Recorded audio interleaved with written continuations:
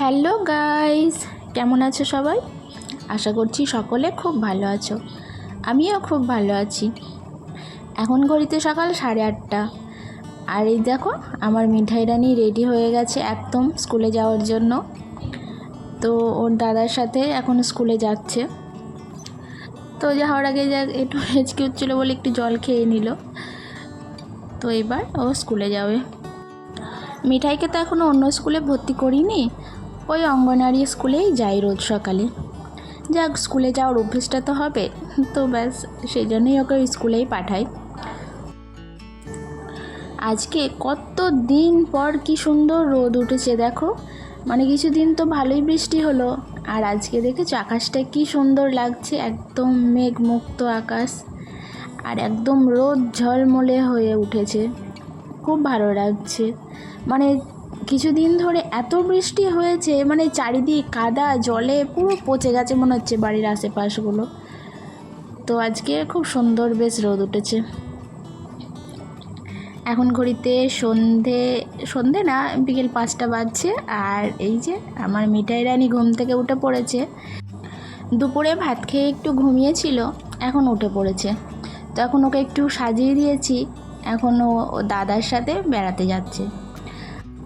আজ তো জন্মাষ্টমী, সকলকে জানাই শুভ জন্মাষ্টমী। তো জন্মাষ্টমী উপলক্ষে পাশের পাড়াতে কীর্তন হয়, তো সেখানেই অষ্টম প্রহর হচ্ছে 2 দিন ধরে। তো এখন ওর দাদার সাথে ওখানেই যাচ্ছে, একটুখানি ঘুরে আসবে বিকেলবেলাতে। আর তোমরা তো জানোই মিঠাই গান পাগল কীরকম, মানে গান শুনলে একদম মানে নাচার জন্য পাগল হয়ে যায়। তো সকাল থেকেই বলছিল যাবে কখন। তো এখন বিকেলবেলায়, তাই এখন যাচ্ছে ঘুরতে। এইদিকে দেখো মা কি করছে, মা এখানে তাল নিয়ে বসে পড়েছে। আসলে আজ তো জন্মাষ্টমী, আর জন্মাষ্টমী মানেই হচ্ছে তালের ফুলুরি। তো সেই জন্যই মা এখানে তালগুলো ঘষে তারপরে ফুলুরি হবে। তো আমার তো ভালোই লাগে তালের ফুলুরি খেতে। আর তোমরা কারা কারা ভালোবাসো অবশ্যই কমেন্টে জানিও। এই যে মায়ের সব তালগুলো এখানে ঘষা হয়ে গেছে। তো এখন এর মধ্যে আটা, একটুখানি সুজি, মিষ্টি মানে চিনি আর কালো জিরে, এইসব দিয়েই এখন মাখা হচ্ছে। তো তারপরে সন্ধেবেলায় এগুলো ভাজা হবে, মানে সন্ধ্যের আগে আগে। তো মা তো ঠাকুরকে একটু ভোগ দেবে সন্ধেবেলায়, তো সেই জন্যই এখন ভালো করে মা চটকে মেখে নিচ্ছে। আর একটু আটা লাগবে, একটু নরম হয়ে গেছিলো, তো সেই জন্য আর একটুখানি আমি আটা দিয়ে দিচ্ছি এখানে। তো এই যে আমি এখন ভালো করে চটকে এটা মেখে নিচ্ছি।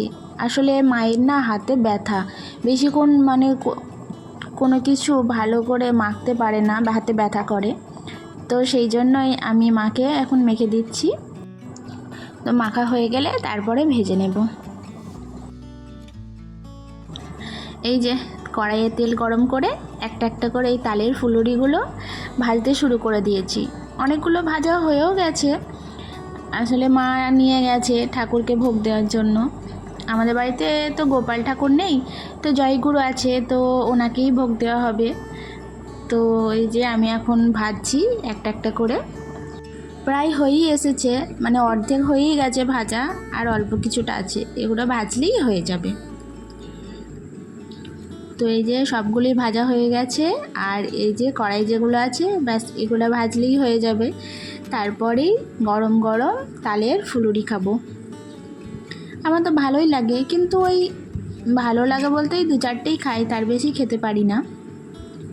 তো এই দেখো কি সুন্দর লাগছে, দেখেছি একদম লাল লাল করে সব ভেজে নিয়েছি। তো এই যে আমার সব ফুলুরিগুলোই ভাজা হয়ে গেছে, এবারে কড়াই থেকে তুলে নিচ্ছি। তো মায়েরও পুজো দেওয়া হয়ে গেছে ঠাকুরকে, এবারে যাব গিয়ে প্রসাদে যে তালের বড়াগুলো দিয়েছে ওগুলোই খাবো। তো ভিডিওটা এখানেই শেষ করছি। কেমন লাগলো তোমরা অবশ্যই কমেন্টে জানিও, ভালো লাগলে একটা লাইক করে দিও, আর চ্যানেলটা সাবস্ক্রাইব করে আমার পাশে থেকো। আবার আসবো নতুন একটা ভিডিও নিয়ে। তো এই যে আমি এখন হাতে প্রসাদ নিয়ে বসে আছি, তোমরাও সবাই প্রসাদ খেয়ে নাও। টাটা।